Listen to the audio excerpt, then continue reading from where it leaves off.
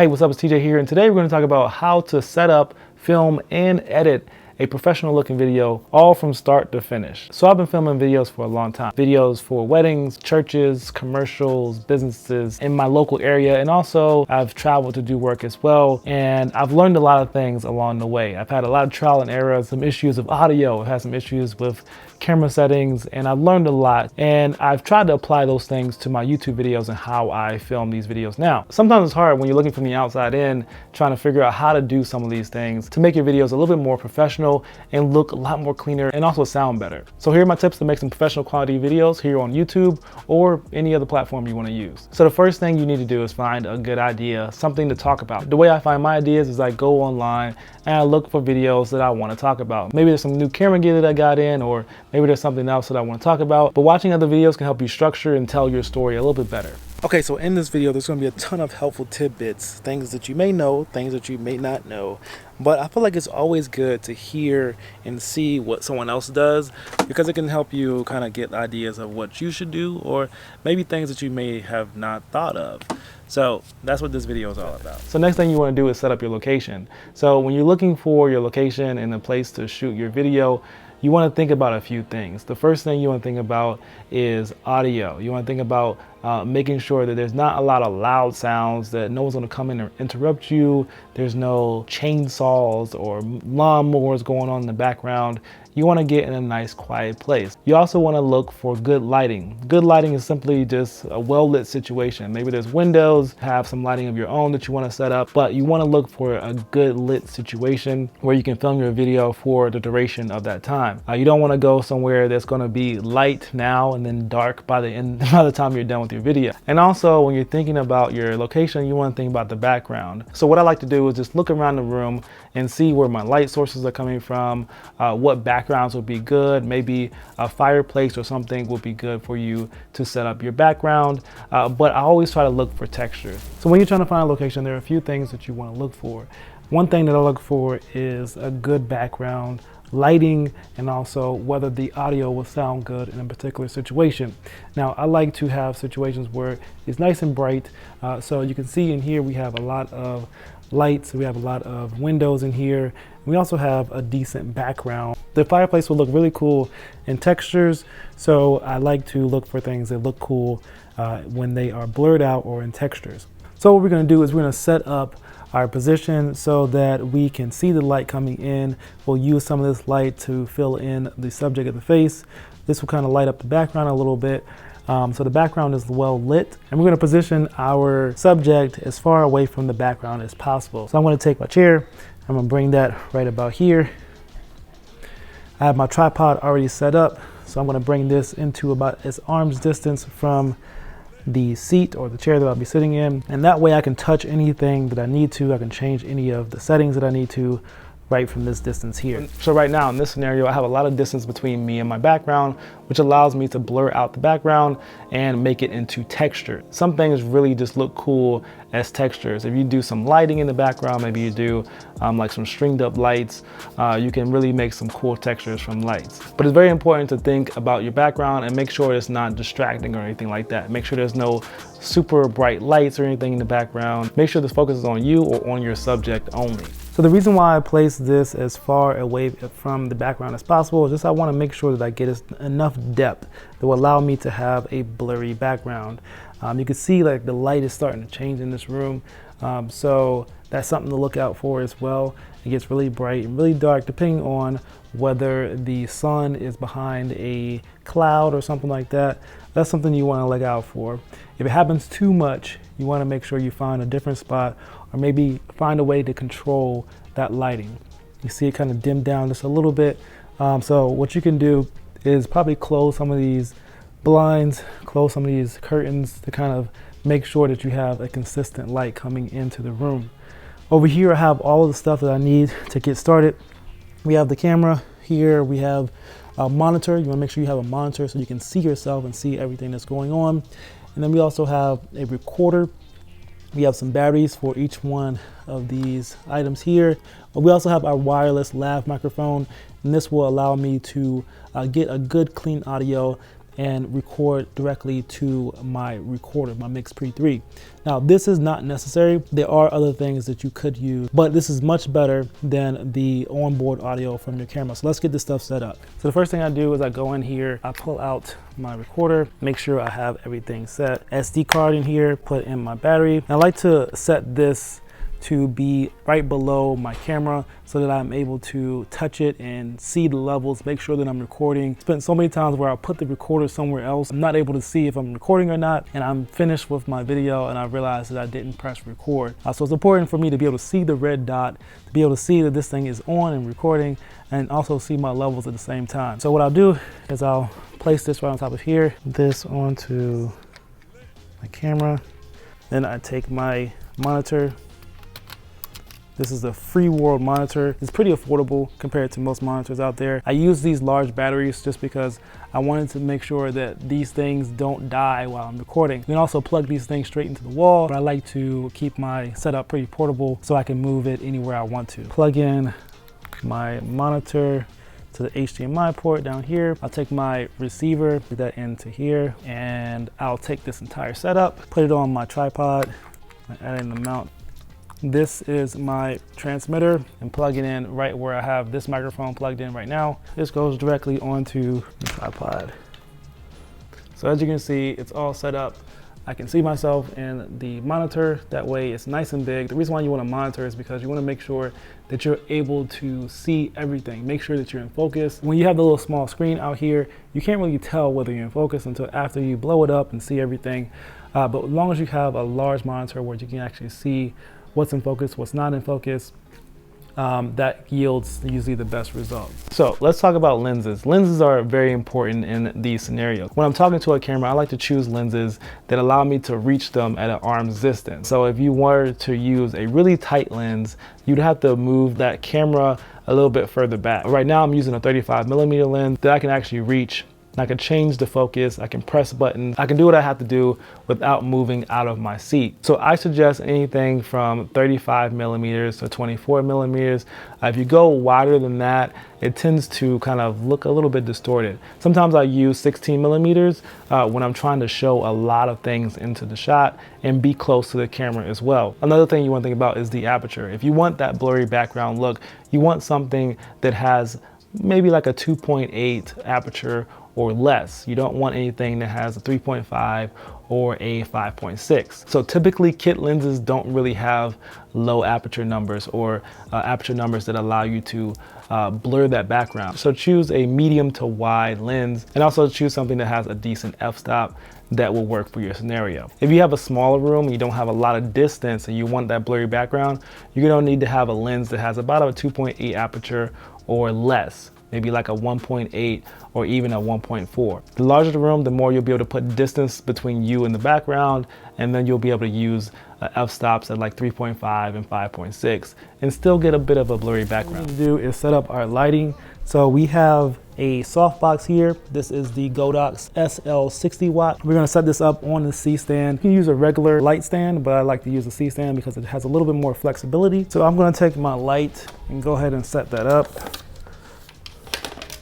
And typically when you're setting up your light, you want to have your light at about 45 degrees to your subject. You want it to be pretty close to your subject. You don't want it to be too far away, but you want it to be close enough that the softness of the light kind of wraps around the face. So we're going to take the softbox 42-inch beauty dish, and this allows for me to get a nice soft look on the face. It's basically double diffused. We have 2 diffusers in here, and then we also have this grid. Now we're going to position this so that it is actually showing the light from this angle. We're going to use this light to kind of motivate where this light is coming from. If you ever want to think about where you're positioning your light, think about where the light is already coming from and position your light from that same angle. That way it kind of looks more realistic and looks real. What I'm going to do is I'm actually going to shift this over just a little bit. I'm going to bring this about like right here, and then I'm going to take this and move it about right here so that we're angled with that shot. Yeah, that way we can bring this light in. about right here. And when I go to sit down, you'll be able to see that light is very close to my face, and also at a decent angle that kind of looks like it's coming from that angle over here. Next thing you want to think about is audio. Audio is super important. So you want to think about having some type of recorder. If you don't have a recorder, you want to make sure you're using some type of video microphone. So this is a Video Mic Go or a Rode Video Mic, I don't know, for Rode Video Mic Go, I'll have it in the description box below. But this helps make your audio a little bit better than the onboard audio from your camera. What I use is a Sennheiser lav microphone. It's a wireless lav microphone that connects to my MixPre 3. So the audio is being recorded separately to a recorder, and then I match the video and the audio later in post. If you don't want to spend a lot of money on a recorder, you can find something like this that will work just as good. Everything records straight to an SD card right here, and you just put your lav microphone as close as you can to your mouth, and now get some good crisp audio. The next thing you want to think about is your camera settings. First, you want to make sure you're shooting in manual mode, because that will give you all of the control over your camera and also allow you to make some of the adjustments you need to make your video look a little bit more professional. So the first thing you want to do is make sure you turn your light off, and you want to make sure that you are getting the background exposed as well as possible. So right now you can see that the background is pretty bright, so we're going to bring down the exposure of the background. There's two things that we can do. Right now my settings are 1/50th of a second, and my aperture is at about 2.8, which is where we kind of want to be.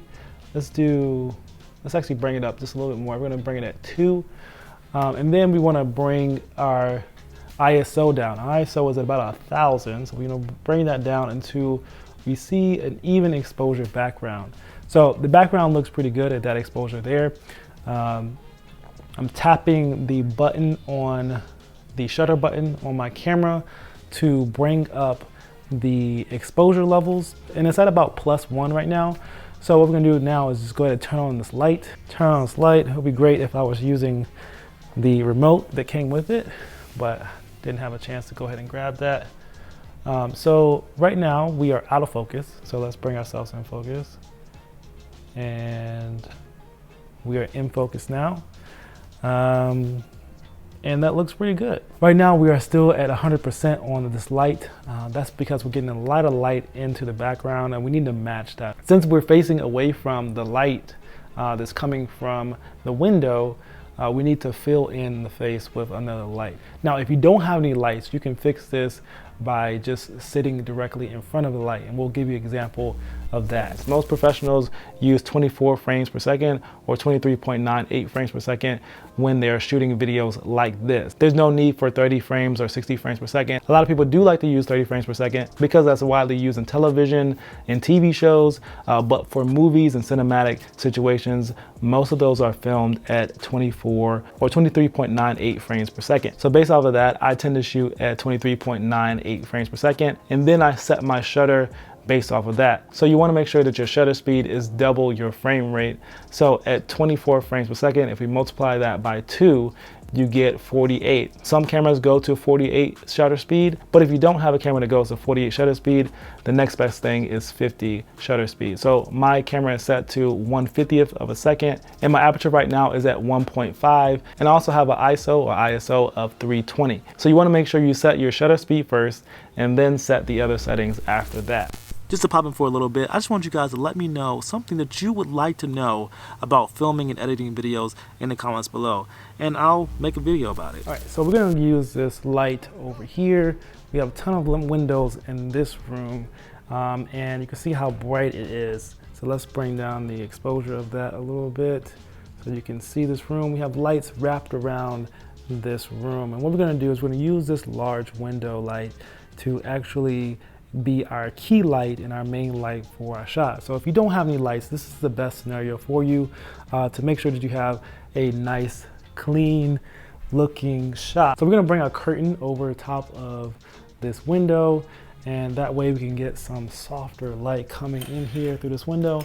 And so this is a huge light source, and it's gonna give you some good quality light.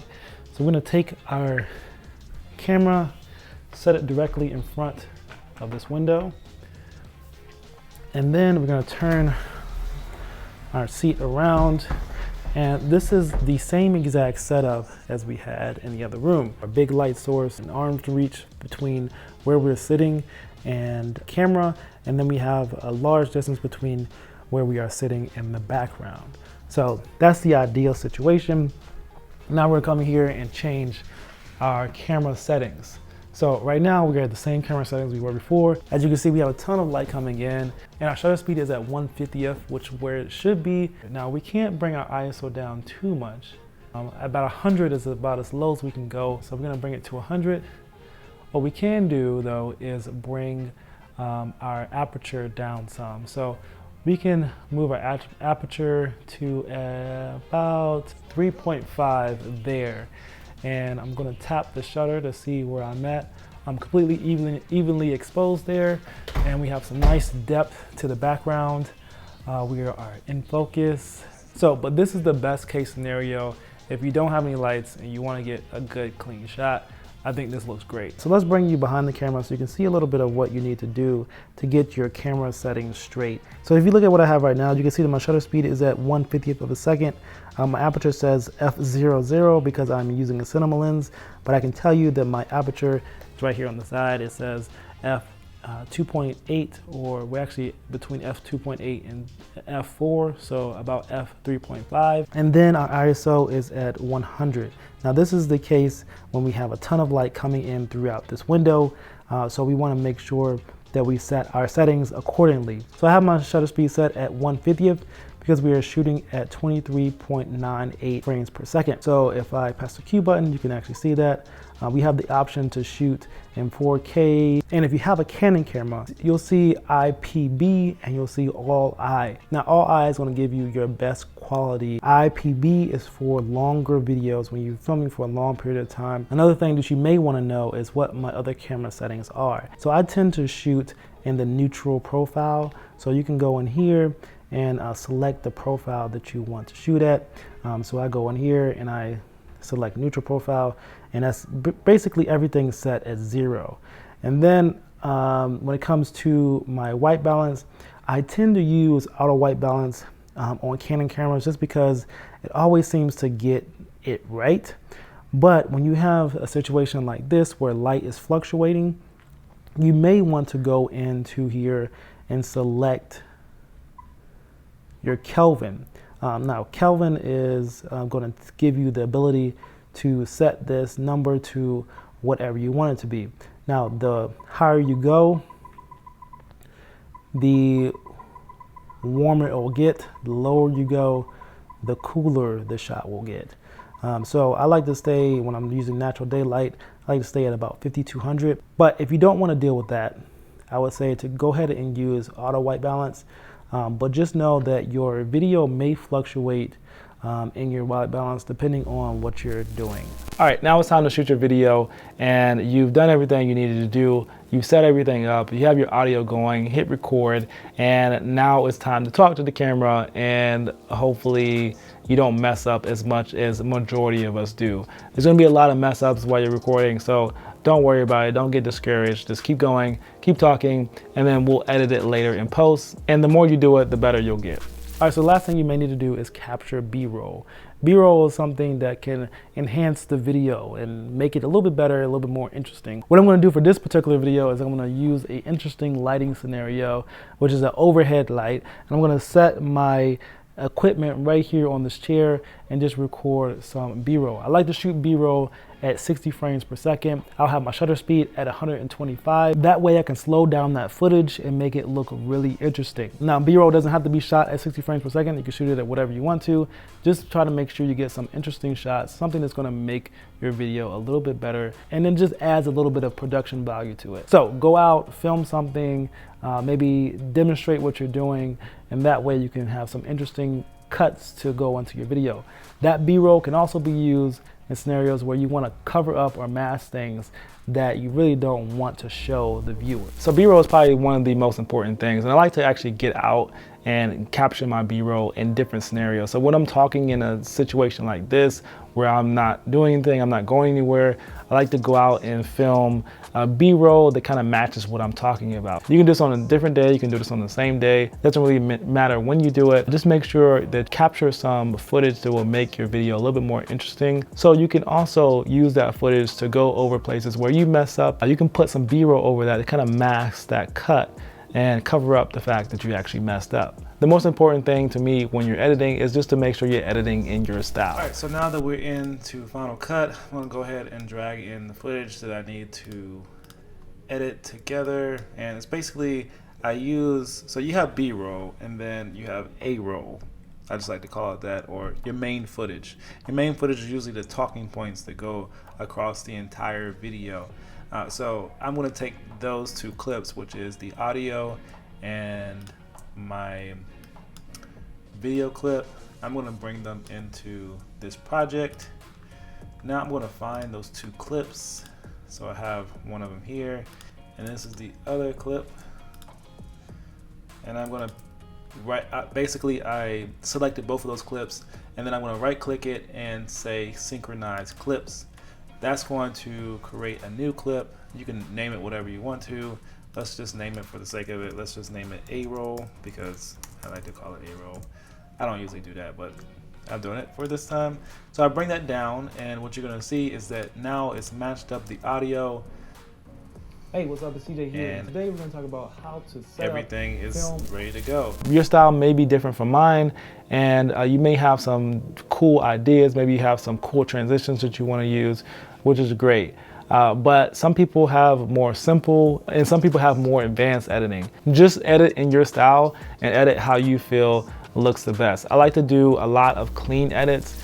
Now it's time to do the editing, and the editing process for you may be different or however, but what I like to do is like go through and kind of see the waveforms where I take pauses at, and you can mostly just edit from those waveforms. You can edit and see where you messed up and kind of clip in the parts where, so I go through, I press the letter B for blade, and I clip out those things, and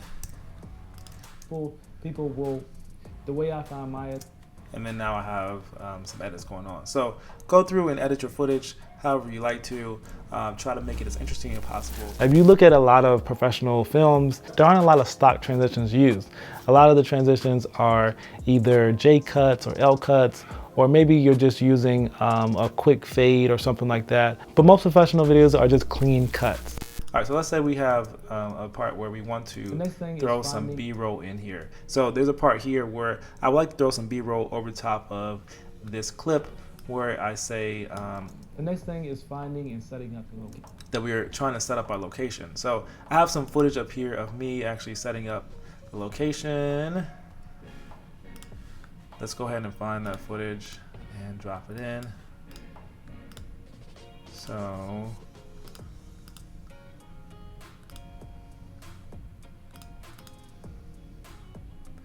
I want to drop this footage in.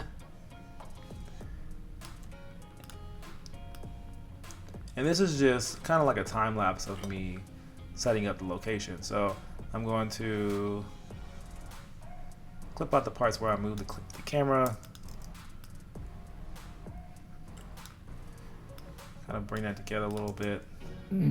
This looks like it. This looks like it needed to be time lapse. So I'm going to go ahead and time lapse it real quick by just speeding it up. I'm going to modify and fast. Let's do 4 times. The next thing is finding and setting up. And we'll do the same thing to the other clip. 3 times, 4 times. Location. I like to shoot in scenarios that have a lot of distance between my. Now we have footage over top of the talking that makes sense to what we're talking about, and kind of shows and demonstrates what we're doing. And then also it's just a little bit more interesting than just someone talking to you. So go through and edit your footage the best you can. Edit it, try to make it clean, maybe add some transitions in there, and then you're all set to go. Go ahead and export it and upload it to YouTube. Hey, I hope these tips really helped you out. If you have any questions about them, leave them in the comments below, and I will see you guys in the next video. Peace.